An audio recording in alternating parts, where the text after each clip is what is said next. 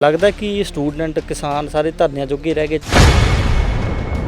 ਤੇ ਪੰਜਾਬ ਦੇ ਲੋਕ ਆਪਦੇ ਹੱਕਾਂ ਲਈ ਲੜ ਰਹੇ ਆ ਤਾਂ ਇੱਕ ਨਵੀਂ ਸਵੇਰ ਦਾ ਆਗਾਜ਼ ਹੈ।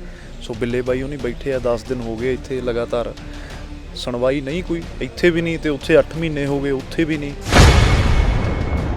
ਪਰ ਜਦ ਤੱਕ ਸਾਡੀਆਂ ਮੰਗਾਂ ਨੇ ਜਿਹੜੀਆਂ ਅਸੀਂ ਉਹ ਜਾਇਜ਼ ਮੰਗਾਂ ਨੇ ਸਾਡੀਆਂ, ਜੋ ਲੋਕਤੰਤਰਕ ਢਾਂਚੇ ਨਾਲ ਯੂਨੀਵਰਸਿਟੀ ਚੱਲਦੀ ਸੀ, ਅਸੀਂ ਇਹ ਚਾਹੁੰਦੇ ਹਾਂ ਵੀ ਜੇ ਤੁਸੀਂ ਬਹੁਮਤ ਨਾਲ ਸਰਕਾਰ ਬਣਾ ਕੇ ਸਰਕਾਰ ਤੁਹਾਡੇ ਹੱਥਾਂ 'ਚ ਆ ਗਈ, ਸੱਤਾ 'ਤੇ ਕਾਬਜ ਹੋ ਗਏ, ਤਾਂ ਇਹਦਾ ਮਤਲਬ ਇਹ ਨਹੀਂ ਵੀ ਤੁਸੀਂ ਭਾਰਤ ਦੇ ਜਿਹੜੇ ਕਾਨੂੰਨ ਨੇ ਸੰਵਿਧਾਨ ਨੇ ਉਹੀ ਬਦਲ ਦੋਗੇ। ਭਾਰਤ ਦੇਸ਼ ਦੋ ਚੀਜ਼ਾਂ ਤੇ ਟਿਕਿਆ ਹੋਇਆ, ਨੌਜਵਾਨ ਤੇ ਕਿਸਾਨ। ਕਿਸਾਨ ਦਿੱਲੀ ਦੇ ਬਾਰਡਰਾਂ ਤੇ ਬੈਠੇ ਹੋਏ ਨੇ।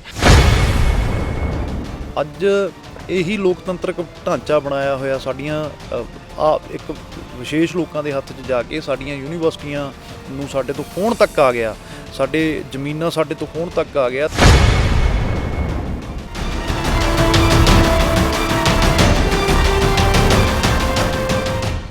ਸੀਨੀਅਰ ਦੇ ਇਲੈਕਸ਼ਨਾਂ ਨੂੰ ਲੈ ਕੇ ਪੰਜਾਬ ਯੂਨੀਵਰਸਿਟੀ ਦੇ ਵਿੱਚ ਅੱਜ ਪ੍ਰਦਰਸ਼ਨ ਚੱਲਦੇ ਨੂੰ 10ਵਾਂ ਦਿਨ ਹੋ ਗਿਆ ਤੇ 10ਵੇਂ ਦਿਨ ਲਗਾਤਾਰ ਵਿਰੋਧ ਪ੍ਰਦਰਸ਼ਨ ਵੀ ਜਾਰੀ ਨੇ। ਇਸ ਪ੍ਰਦਰਸ਼ਨ ਦੇ ਵਿੱਚ ਸੈਲੀਬ੍ਰਿਟੀਜ਼ ਵੀ ਆ ਰਹੇ ਨੇ, ਅਲੱਗ-ਅਲੱਗ ਪੋਲੀਟੀਸ਼ੀਅਨ ਆ ਰਹੇ ਨੇ, ਸਪੋਰਟ ਕਰ ਰਹੇ ਨੇ।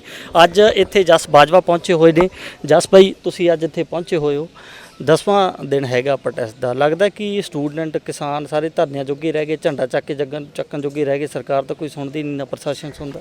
ਇਹ ਚੰਗੀ ਗੱਲ ਹੈ। ਧਰਨਿਆਂ ਵੱਲ ਮੁੜਨਾ ਇੱਕ ਮੈਨੂੰ ਲੱਗਦਾ ਇਨਕਲਾਬੀ ਸੋਚ ਵੱਲ ਮੁੜਨਾ ਹੈ, ਇੱਕ ਚੰਗਾ ਸੰਕੇਤ ਹੈ। ਜੇ ਪੰਜਾਬ ਦੇ ਲੋਕ ਆਪਦੇ ਹੱਕਾਂ ਲਈ ਲੜ ਰਹੇ ਆ ਤਾਂ ਇੱਕ ਨਵੀਂ ਸਵੇਰ ਦਾ ਆਗਾਜ਼ ਹੈ। ਸੋ ਬਿੱਲੇ ਬਾਈ ਉਹਨੀ ਬੈਠੇ ਆ 10 ਦਿਨ ਹੋ ਗਏ ਇੱਥੇ ਲਗਾਤਾਰ ਸੁਣਵਾਈ ਨਹੀਂ ਕੋਈ, ਇੱਥੇ ਵੀ ਨਹੀਂ ਤੇ ਉੱਥੇ 8 ਮਹੀਨੇ ਹੋ ਗਏ ਉੱਥੇ ਵੀ ਨਹੀਂ। ਤਾਂ ਸਾਡੇ ਕੋਲ ਤਾਂ ਅਖੀਰਲਾ ਰਾਹ ਜਿਹੜਾ ਉਹ ਬਹਿਣ ਦਾ ਹੀ ਬਚਦਾ, ਵੀ ਦਰੀਆਂ ਲਾ ਕੇ ਅਸੀਂ ਬਹਿ ਜਾਈਏ ਸੜਕ ਤੇ ਦੇਖੋ ਅੱਗੇ ਹੁਣ ਉਹਨਾਂ ਦੇ ਹੱਥ 'ਚ ਹੈ ਉਹ ਕੀ ਕਰਦੇ ਆ। ਪਰ ਜਦ ਤੱਕ ਸਾਡੀਆਂ ਮੰਗਾਂ ਨੇ ਜਿਹੜੀਆਂ ਅਸੀਂ ਉਹ ਜਾਇਜ਼ ਮੰਗਾਂ ਨੇ ਸਾਡੀਆਂ, ਜੋ ਲੋਕਤੰਤਰਕ ਢਾਂਚੇ ਨਾਲ ਯੂਨੀਵਰਸਿਟੀ ਚੱਲਦੀ ਸੀ, ਅਸੀਂ ਇਹ ਚਾਹੁੰਦੇ ਹਾਂ ਵੀ ਜੇ ਤੁਸੀਂ ਬਹੁਮਤ ਨਾਲ ਸਰਕਾਰ ਬਣਾ ਕੇ ਸਰਕਾਰ ਤੁਹਾਡੇ ਹੱਥਾਂ 'ਚ ਆ ਗਈ, ਸੱਤਾ 'ਤੇ ਕਾਬਜ ਹੋ ਗਏ, ਤਾਂ ਇਹਦਾ ਮਤਲਬ ਇਹ ਨਹੀਂ ਵੀ ਤੁਸੀਂ ਭਾਰਤ ਦੇ ਜਿਹੜੇ ਕਾਨੂੰਨ ਨੇ ਸੰਵਿਧਾਨ ਨੇ ਉਹੀ ਬਦਲ ਦੋਗੇ। ਤਾਂ ਇਹ ਲੜਾਈ ਹੈ ਜਿਹੜੀ ਸਾਡੇ ਕਾਨੂੰਨਾਂ ਦੀ, ਉੱਥੇ ਲੜਾਈ ਹੈ, ਇੱਥੇ ਵੀ ਉਹੀ ਲੜਾਈ ਹੈ ਵੀ ਇੱਕ ਖਾਸ ਵਿਚਾਰਧਾਰਾ ਜਿਹੜੀ ਇੱਥੇ ਆ ਕੇ ਕਾਬਜ ਹੋਣਾ ਚਾਹੁੰਦੀ ਹੈ, ਸਿਲੇਬਸ ਦੇ ਵਿੱਚ ਵੀ ਵੜਨਾ ਚਾਹੁੰਦੀ ਹੈ, ਇੱਥੇ ਆਪਦੇ ਹਿਸਾਬ ਨਾਲ ਫੀਸਾਂ ਵੀ ਵਧਾਉਣਾ ਚਾਹੁੰਦੀ ਹੈ ਆਪਦੇ ਹਿਸਾਬ ਨਾਲ। ਜਿੱਦਾਂ ਇੱਥੋਂ ਮੈਨੂੰ ਕਿਸੇ ਨੇ ਦੱਸਿਆ ਕਿ 188 ਕਾਲਜ ਨੇ ਜਿਹੜੇ ਯੂਨੀਵਰਸਿਟੀ ਦੇ ਨਾਲ ਰਿਲੇਟਡ ਨੇ, ਉਹਨਾਂ ਨੂੰ ਲਵਾਰਸ ਕਰਨਾ ਚਾਹੁੰਦੀ ਹੈ। ਉਹਦੀ ਲੜਾਈ ਇਹ ਵੀਰ ਲੜ ਰਹੇ ਆ ਤੇ ਅੱਜ ਸਾਰਾ ਪੰਜਾਬ ਇਹਨਾਂ ਦੇ ਮੋਢੇ ਨਾਲ ਮੋਢਾ ਲਾ ਕੇ ਖੜ੍ਹਾ ਹੈ। ਜਿਹੜੇ ਵੀਰ ਮੇਰੇ ਤੋਂ ਪਹਿਲਾਂ ਵੀ ਬਹੁਤ ਆਰਟਿਸਟ, ਫਨਕਾਰ, ਬੁੱਧੀਜੀਵੀ ਆ ਕੇ ਗਏ ਆ, ਤਾਂ ਮੈਂ ਹੋਰ ਵੀ ਵੀਰਾਂ ਨੂੰ ਬੇਨਤੀ ਕਰਦਾ ਕਿ ਬਸ ਤੁਸੀਂ ਇਹ ਨਾ ਸੋਚੋ ਵੀ ਇਹ ਸਟੂਡੈਂਟਾਂ ਦਾ ਧਰਨਾ ਹੈ, ਇਹ ਸਾਡੇ ਪੰਜਾਬ ਦਾ ਹੀ ਧਰਨਾ ਹੈ, ਇਹ ਦੂਜਾ ਧਰਨਾ ਕਿਸਾਨੀ ਵਾਲਾ ਇੱਕ ਦਾ ਧਰਨਾ ਹੈਗਾ, ਉਹ ਇੱਕ ਦਾ ਧਰਨਾ ਹੈ। ਤਾਂ ਆਪਾਂ ਪੰਜਾਬ ਬਚਾਉਣਾ, ਪੰਜਾਬੀ ਬਚਾਉਣੀ ਹੈ, ਤਾਂ ਇਹ ਉਸੇ ਦੀ ਲੜਾਈ ਹੈ। ਵੱਧ ਤੋਂ ਵੱਧ ਆ ਕੇ ਇੱਥੇ ਸ਼ਮੂਲੀਅਤ ਕਰੋ ਤੇ ਬਾਈ ਉਹਨਾਂ ਦਾ ਸਾਥ ਦਿਓ ਜੀ। ਭਾਰਤ ਦੇਸ਼ ਦੋ ਚੀਜ਼ਾਂ ਤੇ ਟਿਕਿਆ ਹੋਇਆ, ਨੌਜਵਾਨ ਤੇ ਕਿਸਾਨ। ਕਿਸਾਨ ਦਿੱਲੀ ਦੇ ਬਾਰਡਰਾਂ ਤੇ ਬੈਠੇ ਹੋਏ ਨੇ, ਉਹਨਾਂ ਅੱਗੇ ਕਿੱਲਾਂ ਗੱਡਤੀਆਂ, ਬਾਰਡਰ ਬਣਾਤੇ ਅਲੱਗ ਹੀ। ਇੱਥੇ ਵੀ ਤੁਹਾਡੇ ਸਾਹਮਣੇ ਵੀ ਇੱਥੇ ਬੈਰੀਕੇਟਿੰਗ ਲਾ ਕੇ ਬਾਰਡਰ ਇੱਥੇ ਵੀ ਬਣਾਤੇ ਆ। ਲੜਾਈ ਨੂੰ ਕਿਵੇਂ ਦੇ? ਲੜਾਈ ਵੀਰੇ ਲਗਾਤਾਰ 10 ਦਿਨ ਹੋ ਗਏ ਆ ਜੀ। ਤੇ ਸਾਡਾ ਮਤਲਬ ਇਹ ਜਿਹੜਾ ਜਿਵੇਂ ਵੀਰੇ ਨੇ ਦੱਸਿਆ ਕਿ ਮਸਲਾ ਇਹ ਆ ਕਿ ਡੈਮੋਕ੍ਰੇਸੀ ਦਾ ਘਾਣ ਹੋ ਰਿਹਾ, ਜਮਹੂਰੀਅਤ ਦਾ ਘਾਣ ਹੋ ਰਿਹਾ। ਅਸੀਂ ਮੈਂ ਇਸ ਲਈ ਨਹੀਂ ਬੈਠਾ ਇਸ ਪ੍ਰੋਟੈਸਟ ਦੇ ਉੱਤੇ ਕਿ ਮੈਨੂੰ ਤੁਸੀਂ ਸਿੱਧਾ ਸੈਨੇਟ ਮੈਂਬਰ ਬਣਾ ਦਿਓ ਜਾਂ ਮੈਨੂੰ ਤੁਸੀਂ ਕੁਰਸੀ 'ਤੇ ਬਿਠਾ ਦਿਓ। ਮੈਂ ਇਸ ਲਈ ਬੈਠਾ ਕਿ ਇਹ ਇਲੈਕਸ਼ਨ ਹੋਣੀ ਚਾਹੀਦੀ ਆ ਤੇ ਵੋਟਰਾਂ ਨੂੰ ਫੈਸਲਾ ਕਰਨ ਦਿਓ ਕਿ ਕਿਹਨੇ ਮਤਲਬ ਉਸ ਕੁਰਸੀ ਦੇ ਉੱਤੇ ਬੈਠਣਾ, ਜਾਂ ਮਤਲਬ ਹੈ ਨਾ ਉਹ ਸੈਨੇਟ ਦੀ ਚੋਣ ਦੇ ਵਿੱਚ ਮਤਲਬ ਕੌਣ ਜਿੱਤੂਗਾ ਕੌਣ ਹਾਰੂਗਾ, ਇਹ ਵੋਟਰਾਂ ਦੇ ਹੱਥ ਫੈਸਲਾ ਹੋਣਾ ਚਾਹੀਦਾ। ਜੇ ਇਹ ਆਪਣੀਆਂ ਕਠਪੁਤਲੀਆਂ ਨੂੰ ਉੱਥੇ ਬਿਠਾਉਣਾ ਚਾਹੁੰਦੇ ਆ, ਉਹ ਚੀਜ਼ ਨਹੀਂ ਹੋਣੀ ਚਾਹੀਦੀ, ਇਲੈਕਸ਼ਨ ਹੋਣੀ ਚਾਹੀਦੀ ਹੈ। ਜਸ ਭਾਈ, ਯੂਨੀਵਰਸਿਟੀ ਦੇ ਤਾਂ ਹੋਰ ਬਹੁਤ ਸਾਰੇ ਮੁੱਦੇ ਹੈਗੇ ਆ, ਹੋਸਟਲਾਂ ਦੇ ਮੁੱਦੇ ਹੈਗੇ ਆ, ਸਟੂਸੀ ਦੇ ਮੁੱਦੇ ਹੈਗੇ ਆ, ਇਸ ਤੋਂ ਇਲਾਵਾ ਸਟੂਡੈਂਟਾਂ ਦੇ ਫੀਸਾਂ ਦੇ ਮਸਲੇ ਹੈਗੇ ਆ, ਪ੍ਰੋਟੈਸਟ ਚੱਲਦੇ ਰਹੇ ਇੱਥੇ, ਨੈਸ਼ਨਲ ਮੀਡੀਆ ਕਵਰ ਕਰਦਾ ਰਿਹਾ।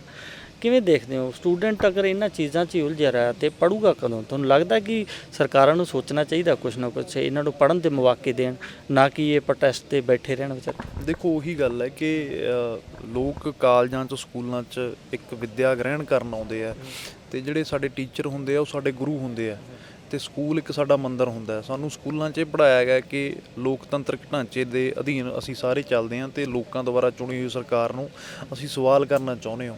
ਅੱਜ ਇਹੀ ਲੋਕਤੰਤਰਕ ਢਾਂਚਾ ਬਣਾਇਆ ਹੋਇਆ ਸਾਡੀਆਂ ਇੱਕ ਵਿਸ਼ੇਸ਼ ਲੋਕਾਂ ਦੇ ਹੱਥ 'ਚ ਜਾ ਕੇ ਸਾਡੀਆਂ ਯੂਨੀਵਰਸਿਟੀਆਂ ਨੂੰ ਸਾਡੇ ਤੋਂ ਖੋਹਣ ਤੱਕ ਆ ਗਿਆ, ਸਾਡੇ ਜ਼ਮੀਨਾਂ ਸਾਡੇ ਤੋਂ ਖੋਹਣ ਤੱਕ ਆ ਗਿਆ। ਤਾਂ ਜਿੱਥੇ ਤਾਂ ਅਸੀਂ ਇਹ ਟਾਈਮ ਆਪਣੀ ਸਟੱਡੀ ਚਲਾਉਣਾ ਸੀ, ਆਪਦੇ ਫਿਊਚਰ ਨੂੰ ਬਰਾਈਟ ਕਰਨ ਲਈ ਕੁਛ ਅਗਲੀਆਂ ਨੀਤੀਆਂ ਚਲਾਉਣਾ ਸੀ, ਅੱਜ ਸਾਨੂੰ ਇਹ ਧਰਨੇ ਲਾਉਣੇ ਪੈਂਦੇ ਆ ਕਿ ਚਲੋ ਠੀਕ ਹੈ ਅਸੀਂ ਤਾਂ ਧਰਨੇ ਲਾ ਲਾਂਗੇ, ਪਰ ਜੇ ਸਾਡੇ ਧਰਨੇ ਲਾਉਣ ਨਾਲ ਪੰਜਾਬ ਦਾ ਆਉਣ ਵਾਲਾ ਫਿਊਚਰ ਹੈ ਜਿਹੜਾ ਉਹ ਬਚ ਸਕਦਾ, ਤਾਂ ਸਾਡੇ ਧਰਨੇ ਲਾਇਆਂ ਤੋਂ ਕੋਈ ਗਰੇਜ਼ ਨਹੀਂ, ਸਾਨੂੰ ਕੋਈ ਇਸ ਗੱਲ ਦਾ ਦੁੱਖ ਨਹੀਂ ਹੈਗਾ। ਗੱਲ ਇਹ ਹੈ ਕਿ ਗੱਲ ਫਿਊਚਰ ਦੀ ਲੜਾਈ ਹੈ। ਜਿੱਦਾਂ ਅਸੀਂ ਪਹਿਲਾਂ ਕਿਹਾ ਜ਼ਮੀਨਾਂ ਵੀ ਉਹ ਸਾਡੇ ਪੀੜ੍ਹੀ ਦਰ ਪੀੜ੍ਹੀ ਸਾਡਾ ਸਿਸਟਮ ਚੱਲਦਾ ਆ ਰਿਹਾ, ਇੱਦਾਂ ਹੀ ਯੂਨੀਵਰਸਿਟੀ ਹੈ ਇੱਥੇ। ਜਦੋਂ ਕੁਝ ਖਾਸ ਲੋਕ ਇਹਦੇ 'ਤੇ ਆ ਕੇ ਕਾਬਜ਼ ਹੋ ਜਾਣਗੇ ਤਾਂ ਉਹ ਆਪਦੇ ਹਿਸਾਬ ਨਾਲ ਇੱਥੇ ਸਿਲੇਬਸ ਚਲਾਉਣਗੇ, ਆਪਦੇ ਹਿਸਾਬ ਨਾਲ ਫੀਸਾਂ ਰੱਖਣਗੇ। ਅੱਜ ਦੇਖੋ ਪ੍ਰਾਈਵੇਟ ਕਾਲਜਾਂ ਦਾ ਕੀ ਹਾਲ ਹੈ, ਲੱਖਾਂ ਰੁਪਈਆ ਦੇ ਕੇ ਸੀਟਾਂ ਲੈਣੀਆਂ ਪੈਂਦੀਆਂ ਨੇ ਤੁਹਾਨੂੰ, ਫਿਰ ਕਿੰਨੀਆਂ ਫੀਸਾਂ ਨੇ। ਇੱਥੇ ਆਮ ਘਰਾਂ ਦੇ ਆ ਕੇ ਬੱਚੇ ਪੜ੍ਹਦੇ ਆ, ਉਹ ਵੱਡੇ ਅਹੁਦਿਆਂ 'ਤੇ ਵੀ ਜਾਂਦੇ ਆ। ਸਾਰਾ ਮਤਲਬ ਪੰਜਾਬ ਦੀ ਅੱਧੀ ਕੈਬਨਿਟ ਹੋਊਗੀ ਜਿਹੜੀ ਇੱਥੋਂ ਯੂਨੀਵਰਸਿਟੀ 'ਚੋਂ ਰਿਲੇਟਡ ਹੋਊਗੀ, ਜਿਹੜੇ ਇੱਥੋਂ ਨਿਕਲ ਕੇ ਲੀਡਰ ਬਣੇ ਆ, ਬੜੇ ਉੱਚੇ ਅਹੁਦਿਆਂ 'ਤੇ ਗਏ ਆ ਲੋਕ। ਵਿਦੇਸ਼ਾਂ 'ਚ ਵੀ ਸਾਨੂੰ ਮਿਲਦੇ ਆ ਕਿ ਅਸੀਂ ਪੰਜਾਬ ਯੂਨੀਵਰਸਿਟੀ ਦੇ ਪਾਸ ਆਊਟ ਹਾਂ। ਸੋ ਇਹ ਜਿਹੜਾ ਸਿਸਟਮ ਇੱਕ ਚੱਲਦਾ ਆ ਰਿਹਾ ਉਹਨੂੰ ਇੱਕਦਮ ਤੋੜ ਕੇ ਆਪਦੇ ਹਿਸਾਬ ਨਾਲ ਚਲਾਉਣਾ, ਉਹਦੀ ਇਹ ਲੜਾਈ ਹੈ। ਇਹ ਵੀਰ ਲੜ ਰਹੇ ਆ। ਜਿਹੜੀ ਇਹਨਾਂ ਨੇ ਗੱਲ ਕਹੀ ਹੈ ਕਿ ਅਸੀਂ ਇਸ ਲਈ ਨਹੀਂ ਲੜ ਰਹੇ ਕਿ ਸਾਨੂੰ ਵੋਟਾਂ ਪਾਓ, ਅਸੀਂ ਇਸ ਲਈ ਲੜ ਰਹੇ ਹਾਂ ਕਿ ਜਿਹੜੇ ਵੀ ਬੰਦੇ ਚੁਣਦੇ ਨੇ ਉਹ ਲੋਕਤੰਤਰਿਕ ਢਾਂਚੇ ਨਾਲ, ਉਹ ਵੋਟਾਂ ਦੇ ਨਾਲ, ਲੋਕ ਜਿਹਨੂੰ ਵੀ ਮਰਜ਼ੀ ਚੁਣ ਲੈਣ, ਤੁਸੀਂ ਵੋਟਾਂ ਪਾਓ। ਇਹ ਅਸੀਂ ਸਿਰਫ ਤੁਹਾਡੇ ਤੋਂ ਇੰਨੀ ਮੰਗ ਕਰ ਰਹੇ ਹਾਂ, ਤੁਸੀਂ ਵੋਟਾਂ ਪਵਾਓ।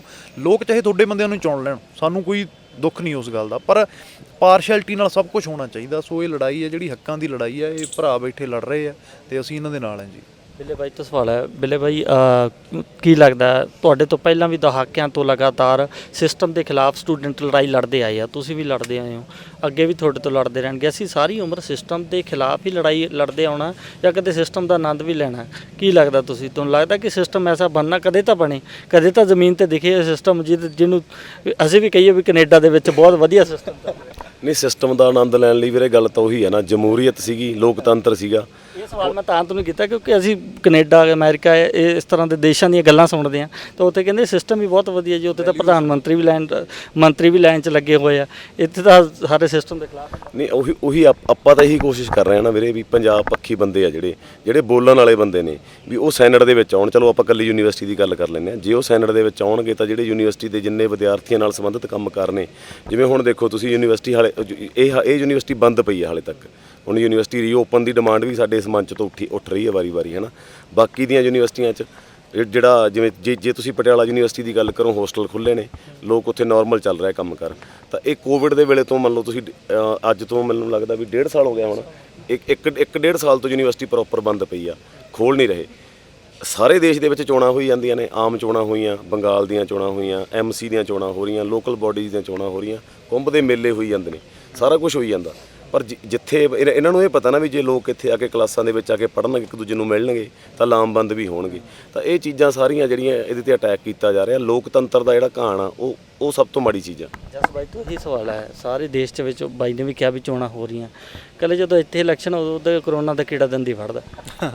ਬਿਲਕੁਲ ਸਹੀ ਹੈ। ਜਿੱਦਾਂ ਬਾਈ ਨੇ ਕਿਹਾ ਕਿ ਕੁੰਭ ਦੇ ਮੇਲੇ ਵੀ ਇੱਥੇ ਲੱਗ ਚੁੱਕੇ, ਜਿੱਥੇ ਲੱਖਾਂ ਦੀ ਤਾਦਾਦ 'ਚ ਲੋਕ ਇਕੱਠੇ ਹੋਏ। ਤਾਂ ਜਦੋਂ ਤੁਸੀਂ ਆਪ ਦੀ ਪਾਰਟੀ ਦੀਆਂ ਵੋਟਾਂ ਕਰਾਉਣੀਆਂ ਹੁੰਦੀਆਂ ਤਾਂ ਬੰਗਾਲ 'ਚ ਤੁਸੀਂ ਰੈਲੀਆਂ ਕਰਦੇ ਹੋ ਬਹੁਤ ਵੱਡੀਆਂ। ਜਦੋਂ ਅਸੀਂ ਕੁਝ ਕਰਨਾ ਹੁੰਦਾ ਤਾਂ ਫਿਰ ਸਾਡੇ ਅਗਾਂਹ ਸਾਡੇ ਪ੍ਰੋਗਰਾਮ ਚੱਲਣਗੇ ਸੀਜ਼ਨ ਦੇ, ਤੇ ਉੱਥੇ ਕਹਿ ਦੇਣਗੇ ਨਹੀਂ 20 ਬੰਦੇ ਆਉਣੇ ਆ। ਤਾਂ ਇਹ ਇੱਕ ਸਿੱਧਾ ਰੁਜ਼ਗਾਰ 'ਤੇ ਵੀ ਅਟੈਕ ਹੈ ਲੋਕਾਂ ਦੇ। ਕਾਲਜਾਂ 'ਚ ਕੀ ਕਰਨਗੇ ਕਿ ਕਾਲਜ ਵੀ ਹੁਣ ਜਿੱਦਾਂ ਬਾਈ ਨੇ ਦੱਸਿਆ ਵੀ ਯੂਨੀਵਰਸਿਟੀ ਪਟਿਆਲੇ ਵਾਲੀ ਖੁੱਲ੍ਹ ਗਈ, ਜੇ ਇੱਥੇ ਲੋਕ ਆਉਣਗੇ ਤਾਂ ਲਾਮਬੰਦ ਹੋਣਗੇ। ਤਾਂ ਮੈਨੂੰ ਲੱਗਦਾ ਹਮੇਸ਼ਾ ਜਿਹੜੀ ਵਿਤਕਰੇ ਦੀ ਹੈ ਰਾਜਨੀਤੀ ਸਾਡੇ ਸੂਬੇ ਨਾਲ ਤਾਂ ਖਾਸ ਕਰਕੇ ਦਿੱਲੀ ਦੀ ਸਰਕਾਰ ਹੈ ਜਿਹੜੀ ਉਹ ਕਰਦੀ ਆਈ ਹੈ ਸ਼ੁਰੂ ਤੋਂ। ਇਹ ਕਰਦੀ ਕਿਉਂ ਆਈ ਹੈ ਮੈਨੂੰ ਨਹੀਂ ਪਤਾ, ਇਹਦਾ ਕਾਰਨ ਕੀ? ਇਹਦਾ ਕਾਰਨ ਸਾਡਾ ਇਤਿਹਾਸ ਵੀ ਹੋ ਸਕਦਾ। ਸਾਡੇ ਉਹਦੇ ਸੂਰਵੀਰ ਨੇ ਜਿਨ੍ਹਾਂ ਨੇ ਬਲਕਿ ਇਸ ਮੁਲਕ ਦੀ ਆਜ਼ਾਦੀ ਦੇ ਵਿੱਚ ਸਭ ਤੋਂ ਵੱਧ ਸ਼ਹਾਦਤਾਂ ਦਿੱਤੀਆਂ ਨੇ, ਇਹ ਉਹਨਾਂ ਲਈ ਮੈਡਲ ਵੀ ਹੋ ਸਕਦੇ ਨੇ ਵੀ ਤੁਸੀਂ ਸਾਨੂੰ ਆਜ਼ਾਦ ਕਰਾਇਆ ਤੇ ਅਸੀਂ ਤੁਹਾਡੇ ਨਾਲ ਇੱਦਾਂ ਦਾ ਵਿਤਕਰਾ ਕਰਾਂਗੇ। ਤਾਂ ਸਾਡੀ ਕੌਮ ਹੈ ਜਿਹੜੀ ਹਮੇਸ਼ਾ ਇਹ ਸ਼ੁਰੂ ਤੋਂ ਸਾਡੇ ਗੁਰੂਆਂ ਤੋਂ ਬਾਣੀ ਤੋਂ ਅਸੀਂ ਇਹ ਸੇਧ ਲਈਏ ਵੀ ਜੂਝਣ ਵਾਲੇ ਲੋਕ ਨੇ, ਹਮੇਸ਼ਾ ਚੜ੍ਹਦੀ ਕਲਾ ਵਾਲੇ ਲੋਕ ਨੇ ਤੇ ਘੋੜਿਆਂ ਦੀਆਂ ਕਾਠੀਆਂ ਤੇ ਤੁਰਨ ਵਾਲੀ ਇਹ ਕੌਮ ਹੈ। ਤੇ ਅੱਜ ਵੀ ਬੇਸ਼ੱਕ ਸਮੇਂ ਦਾ ਬਦਲਾਅ ਆ ਗਿਆ, ਅੱਜ ਵੀ ਇਹ ਲੋਕਾਂ ਨੂੰ ਬੇਸ਼ੱਕ ਇਹ ਕਹਿ ਕੇ ਭੰਨ ਦਿੱਤਾ ਜਾਂਦਾ ਵੀ ਚਿੱਟੇ ਦੀਆਂ ਸੂਈਆਂ ਇਹਨਾਂ ਦੀਆਂ ਨਾੜਾਂ 'ਚ ਜਾਂ ਇੱਥੇ ਲੱਚਰ ਗਾਇਕ ਗਾਉਣੇ ਵਾਲੇ ਇਹ ਏਜੰਸੀਆਂ ਵੱਲੋਂ ਪ੍ਰਮੋਟ ਕੀਤਾ ਜਾਂਦਾ। ਪਰ ਜਿਹੜੇ ਲੋਕ ਨੇ ਪੰਜਾਬ ਦੇ ਬਗਾਵਤੀ ਲੋਕ ਨੇ, ਉਹਨਾਂ ਦੀ ਜਿਹੜੀ ਸੋਚ ਹੈ ਉਹ ਚੜ੍ਹਦੀ ਕਲਾ ਦੀ ਸੋਚ ਹੈ ਤੇ ਉਹ ਅੰਦੋਲਨਾਂ ਸੰਘਰਸ਼ਾਂ ਦੇ ਲਈ ਹੀ ਬਣੇ ਨੇ। ਉਹਦਾ ਜਿਹੜਾ ਜਵਾਬ ਆ ਟਾਈਮ ਤੇ, ਚਾਹੇ ਉਹ ਕਿਸਾਨੀ ਸੰਘਰਸ਼ ਹੋਵੇ, ਚਾਹੇ ਇਹ ਵੀ ਜਿਹੜਾ ਮੁੱਦਾ ਸਾਡਾ, ਮੈਨੂੰ ਯਾਦ ਹੈ ਪਿਛਲੇ ਅਕਤੂਬਰ ਨਵੰਬਰ 'ਚ ਕਿਸਾਨੀ ਸੰਘਰਸ਼ 'ਚ ਵੀ ਉੱਠਣ ਲੱਗ ਗਿਆ ਸੀ ਕਿ ਜ਼ਮੀਨਾਂ 'ਤੇ ਤਾਂ ਅਟੈਕ ਸੈਂਟਰ ਦੀ ਸਰਕਾਰ ਕਰ ਹੀ ਰਹੀ ਹੈ, ਤਾਂ ਯੂਨੀਵਰਸਿਟੀ ਦੇ ਲਈ ਵੀ ਇੱਕ ਐਸਾ ਖਰੜਾ ਤਿਆਰ ਕਰ ਲਿਆ ਕਿ ਯੂਨੀਵਰਸਿਟੀ ਵੀ ਸਾਡੇ ਤੋਂ ਖੋਹਣ ਦੀ ਤਿਆਰੀ ਹੈ, ਪਰ ਫਿਰ ਵੀ ਚਲੋ 7-8 ਮਹੀਨੇ ਲੰਘੇ ਉਸ ਚੀਜ਼ ਨੂੰ, ਇਹ ਮੁੱਦਾ ਹੁਣ ਸਾਹਮਣੇ ਨਿਕਲ ਕੇ ਆਇਆ। ਪਰ ਫਿਰ ਵੀ ਜਿਹੜੇ ਸਾਡੇ ਭਰਾ ਇੱਥੇ ਬੈਠੇ ਆ, ਅੰਦੋਲਨ ਕਰ ਰਹੇ ਆ, ਇਹ ਸਾਡੇ ਲਈ ਇੱਕ ਮਾਣ ਵਾਲੀ ਗੱਲ ਹੈ ਤੇ ਅਸੀਂ ਬਿਲਕੁਲ ਇਹਨਾਂ ਦੇ ਨਾਲ ਹਾਂ ਜੀ। ਆਖਰੀ ਸਵਾਲ ਬਿੱਲੇ ਬਾਈ ਤੋਂ ਬਿੱਲੇ ਬਾਈ, ਜਿਹੜੇ 16-18 ਤੇ ਏਸੀ ਛੱਡ ਕੇ ਬੈਠੇ ਹੋਣਗੇ, ਸ਼ਾਇਦ ਇਹ ਇੰਟਰਵਿਊ ਤੁਹਾਡਾ ਉਹ ਦੇਖ ਰਹੇ ਹੋਣਗੇ, ਉਹ ਲੀਡਰ, ਉਹ ਪ੍ਰਸ਼ਾਸਕ ਜਿਹੜੇ ਇਹ ਯੂਨੀਵਰਸਿਟੀਆਂ ਚਲਾਉਂਦੇ ਨੇ ਜਾਂ ਜਿਹੜੇ ਪਿੱਛੋਂ ਬੈਕ ਐਂਡ ਤੋਂ ਯੂਨੀਵਰਸਿਟੀਆਂ ਚਲਾਉਂਦੇ ਨੇ, ਉਹਨਾਂ ਨੂੰ ਕੀ ਕਹਿਣਾ ਚਾਹੁੰਦੇ? ਕਹਿਣਾ ਇਹੀ ਹੈ ਵੀਰੇ, ਜਿੰਨਾ ਚਿਰ ਤਰੀਕ ਨਹੀਂ ਦਿੰਦੇ ਤਾਂ ਜ਼ਬਾਨ ਦੀ ਗੱਲ ਆਪਣੇ ਪੰਜਾਬ ਦੇ ਵਿੱਚ ਜ਼ਬਾਨ ਨੂੰ ਬਹੁਤ ਵੱਡੀ ਚੀਜ਼ ਮੰਨਿਆ ਜਾਂਦਾ, ਤਾਂ ਇਹ ਜ਼ਬਾਨ ਕਰਕੇ ਬੈਠੇ ਆ ਕਿ ਜਿੰਨਾ ਚਿਰ ਤਰੀਕ ਨਹੀਂ ਮਿਲੂਗੀ ਸੈਨੇਟ ਚੋਣਾਂ ਦੀ, ਉਹਨਾਂ ਚਿਰ ਇੱਥੇ ਹੀ ਬੈਠੇ ਆ, ਜੋ ਮਰਜ਼ੀ ਹੋ ਜਾਵੇ। ਜੇ ਬਾਕੀ ਤੁਸੀਂ ਆਪਾਂ ਇਹ ਗੱਲ ਕਰਦੇ ਹੁੰਦੇ ਆ ਵੀ ਲੰਬਾ ਚੱਲੂਗਾ ਸੰਘਰਸ਼ ਨਾ, ਤਾਂ ਆਪਾਂ ਦਿੱਲੀ ਵਾਲੇ ਸੰਘਰਸ਼ ਤੋਂ ਲੰਬਾ ਤਾਂ ਨਹੀਂ ਹੋ ਸਕਦਾ ਨਾ, ਉਹ ਤਾਂ ਰਿਕਾਰਡ ਬਣਿਆ ਇੱਕ ਦੁਨੀਆ 'ਚ। 3 ਮਹੀਨੇ ਮੈਂ ਵੀ ਸੁਣਦਾ ਹੁੰਦਾ, 2-3 ਮਹੀਨਿਆਂ ਦਾ ਟਾਈਮ ਹੋਇਆ ਤਾਂ ਅਸੀਂ ਬੈਠੇ ਰਹਾਂਗੇ, ਹੁਣ 8 ਹੋ ਗਏ। ਆਪਣੇ ਸਾਹਮਣੇ ਮਹੀਨੇ ਦਾ ਸਮਾਨ ਅਸੀਂ ਲੈ ਕੇ ਗਏ, ਹਾਂ ਆਪਣੇ ਸਾਹਮਣੇ ਉਦਾਹਰਨ ਹੈ, ਤੇ ਉਹੀ ਮਤਲਬ ਉਹ ਉਸੇ ਅੰਦੋਲਨ ਤੋਂ ਪ੍ਰੇਰਨਾ ਲੈ ਕੇ ਅਸੀਂ ਇੱਥੇ ਬੈਠੇ ਹਾਂ। ਕੋਈ ਗੱਲ ਨਹੀਂ, ਜੇ ਲੰਬਾ ਚੱਲੂਗਾ ਲੰਬਾ ਚਲਾ ਲਾਂਗੇ, ਪਰ ਤਰੀਕ ਲਏ ਬਿਨਾਂ ਨਹੀਂ ਉੱਠਣਾ ਇਹ। ਥੈਂਕ ਯੂ, ਬਹੁਤ ਮਿਹਰਬਾਨੀ ਬਾਈ।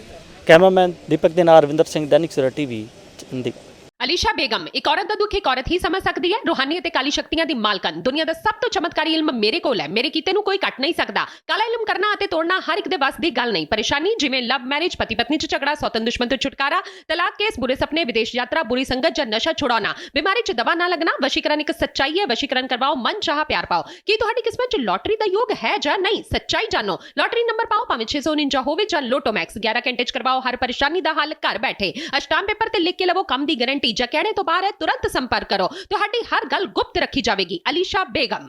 वर्ल्ड फेमस बाबा सलीम खान 21 ਵਾਰ 골ਡ ਮੈਡਲਿਸਟ। ਸਾਰੀਆਂ ਥਾਵਾਂ ਤੋਂ ਨਿਰਾਸ਼ ਅਤੇ ਮਾਇੂਸ ਹੋਣ ਵਾਲੇ ਇੱਕ ਵਾਰ ਫੋਨ ਜ਼ਰੂਰ ਕਰੋ, ਜਿਵੇਂ ਚਾਹੋਗੇ ਉਵੇਂ ਹੋਏਗਾ। It's my promise, immediately result, open challenge. ਇਲਮਾਂ ਦੇ ਮਾਹਿਰ A to Z ਸਮੱਸਿਆਵਾਂ ਦਾ ਫੋਨ ਤੇ ਘਰ ਬੈਠੇ ਕਰਵਾਓ ਹੱਲ। ਵਸ਼ੀਕਰਨ ਅਤੇ ਮੁੱਠ ਕਰਨੀ, ਲਵ ਮੈਰਿਜ, ਸੌਤਨ ਅਤੇ ਦੁਸ਼ਮਣ ਤੋਂ ਛੁਟਕਾਰਾ, ਪੱਕਾ ਕੰਮ ਪੱਕਾ ਹੱਲ, 101% ਦੀ ਗਾਰੰਟੀ, ਅਸ਼ਟਾਮ ਪੇਪਰ ਸਮੇਤ। ਸਭ ਤੋਂ ਪਹਿਲਾਂ ਕੰਮ ਕਰਨ ਦਾ ਵਾਅਦਾ, ਨੌਕਰੀ, ਪ੍ਰਮੋਸ਼ਨ, ਕਾਰੋਬਾਰ 'ਚ ਪਰੇਸ਼ਾਨੀ, ਘਰ 'ਚ ਝਗੜਾ, ਕੋਰਟ ਕੇਸ, ਤਲਾਕ, ਪ੍ਰਾਪਰਟੀ ਝਗੜਾ, ਪਤੀ ਪਤਨੀ 'ਚ ਅਣਬਣ, ਜਾਦੂ ਟੋਨਾ, ਮਨਮੋਹਣੀ ਵਸ਼ੀਕਰਨ ਕਰਵਾਓ ਜਾਂ ਤੁੜਵਾਓ, ਰੁੱਸੇ ਨੂੰ ਮਨਾਉਣਾ।